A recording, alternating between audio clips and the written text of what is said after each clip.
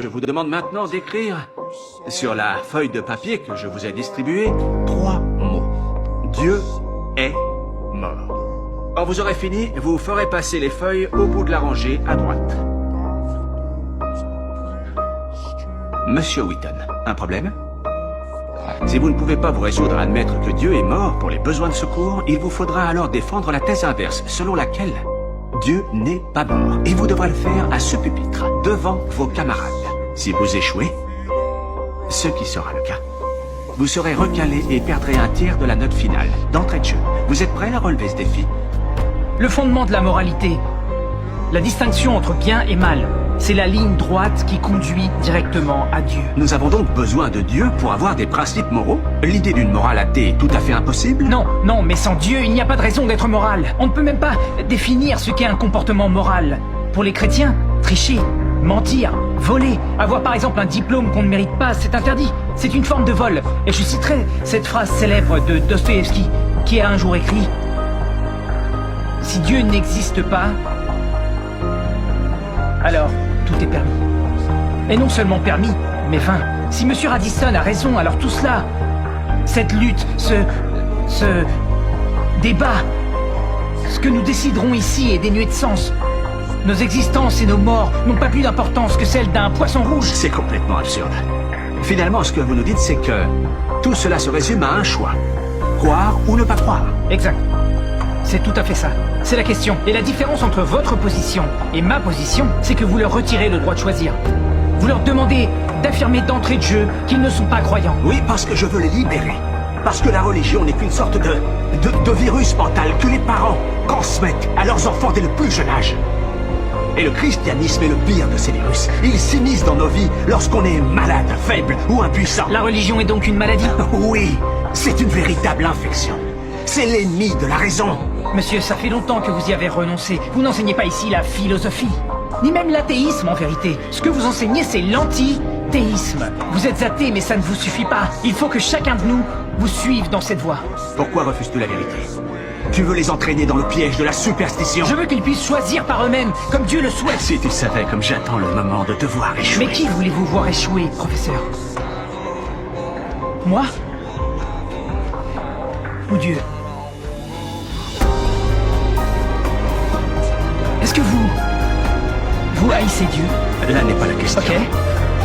Pourquoi est-ce que vous haïssez Dieu? Tout ceci est ridicule. Répondez, pourquoi le haïssez-vous? On a vu que la science ne s'y opposait pas. Elle confirme son existence. Vous le savez au fond. Et vous le haïssez. Pourquoi?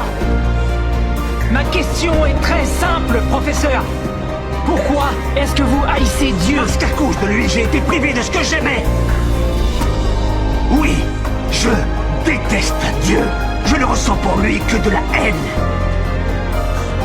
Comment pouvez-vous le haïr s'il n'existe pas?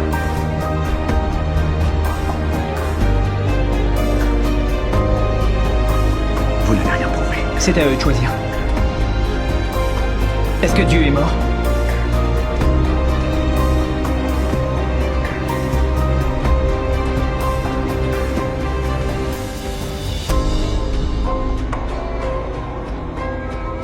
Dieu n'est pas mort. Dieu n'est pas mort. Dieu n'est pas mort. Dieu n'est pas mort. Dieu n'est pas mort. Dieu n'est pas mort. Dieu n'est pas mort. Dieu n'est pas mort. Dieu n'est pas mort. Dieu n'est pas mort. Dieu n'est pas mort.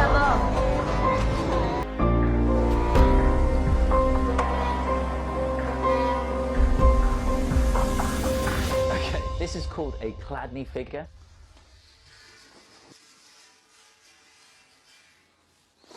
Okay, here we go.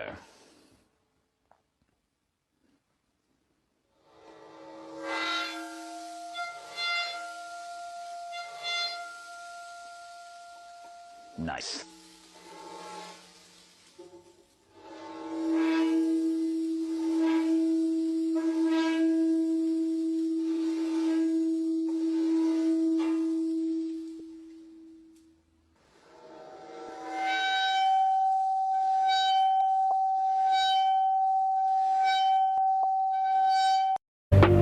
Vous avez droit à quoi? Un coup de fil par semaine? À condition de lécher le bon cul. Tu vas appeler qui cette fois? Ta mère? Tu vas encore lui faire de la peine? Ta femme? C'est pas réaliste, elle est sûrement occupée à se taper un autre mec. Ton gosse? On serait certainement plus sympa avec lui à l'école si son père était mort. Pas besoin de téléphone pour parler à Dieu. Ni qu'un gardien vous permette de le faire.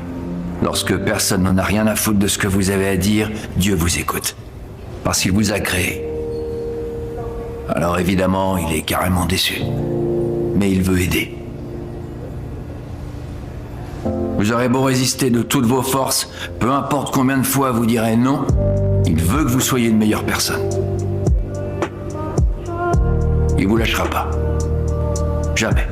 Pendant longtemps, les biologistes ont cru que le cerveau était le poste de contrôle qui dirigeait le reste du corps, y compris le cœur. Mais en réalité, le flux de communication n'est pas unidirectionnel.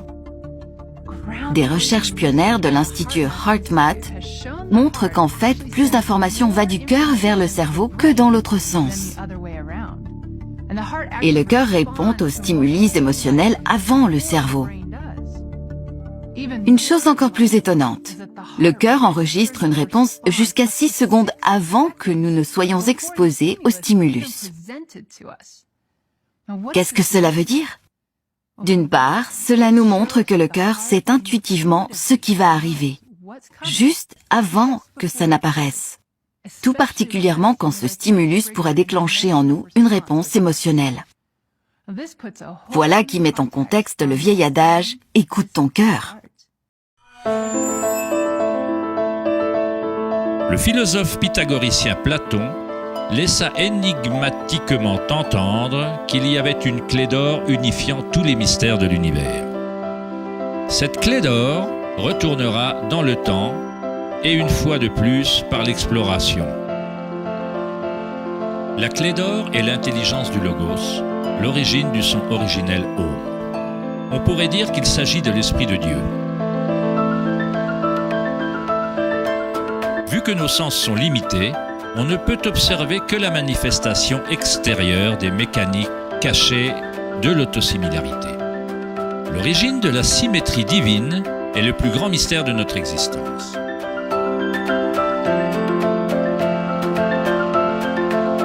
Bon nombre d'éminents penseurs de l'histoire, tels que Pythagore, Kepler, Léonard de Vinci, Tesla et Einstein, approchèrent le seuil du mystère.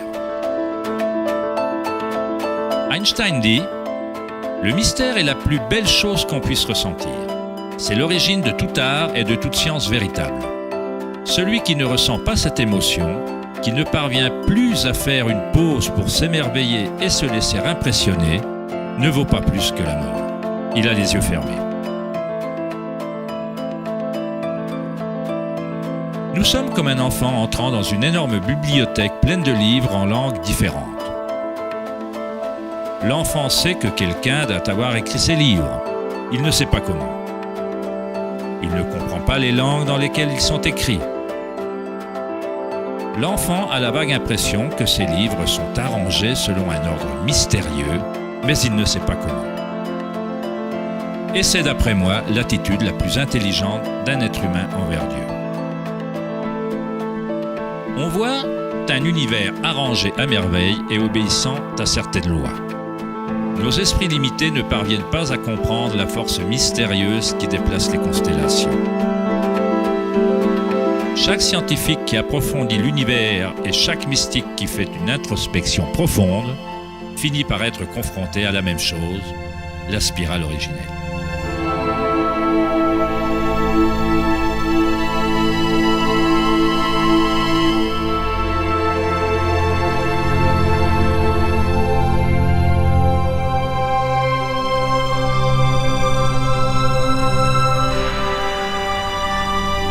En latin, le mot âme dérive du mot anima, qui désigne le souffle vital.